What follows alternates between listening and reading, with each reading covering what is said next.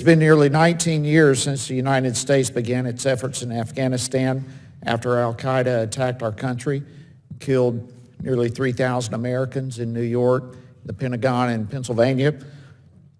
Yet every time we talk about oversight of our efforts in Afghanistan, I believe we sound like a broken record.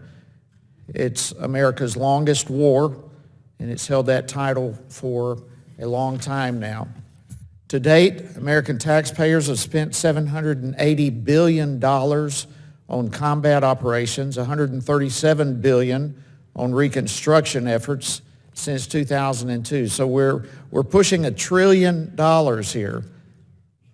During that time, and in spite of that money, we've lost 2,400 courageous American service members during the conflict, and one stat that often is overlooked is over 20,000 who have been wounded in action, many of them very seriously.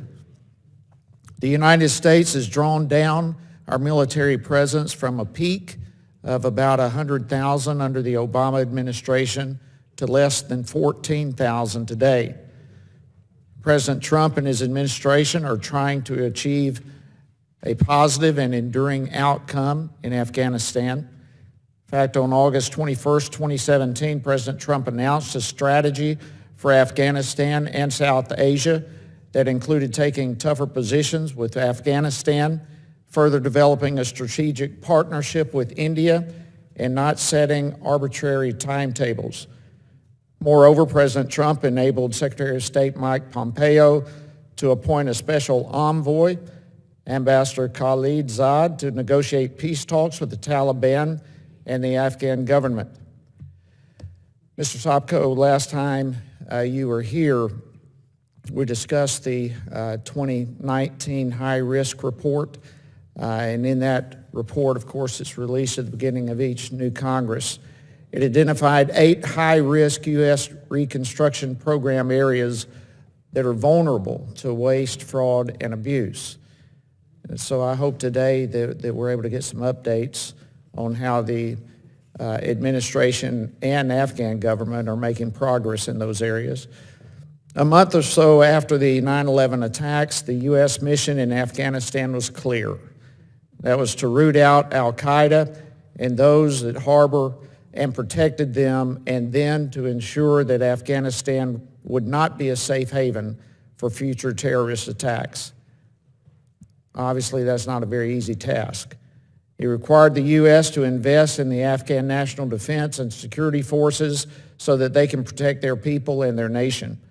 My understanding is that the majority of the money appropriated for reconstruction has been for training and equipping the Afghan defense forces, and I would appreciate an update from you on how effective that money has been spent.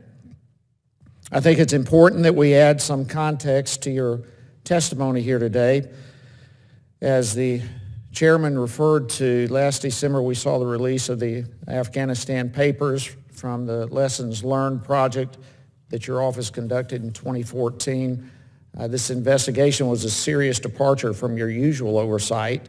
So today I'd like to learn a little bit more about the beginning of that project and just to hear some more about it. During that investigation, your team conducted interviews with over 600 people, including NATO allies and Afghan officials. And, I think at least one thing that we all learned from the Afghanistan papers is that war is complicated. We know that. And it's especially true with the protracted and dynamic situation that we all are very much aware of in the Middle East. People disagree, I get that, and a war that lasts nearly 2 decades, obviously strategies change along the way, but I believe President Trump is making real progress, and we should let that progress play out. If it means that we can bring an end to this conflict, then we should all welcome that. So again, Mr. Sopko, I want to thank you for appearing before our subcommittee today. You're a dedicated public servant, and we are grateful for your service. We appreciate your time today. I look forward to your testimony.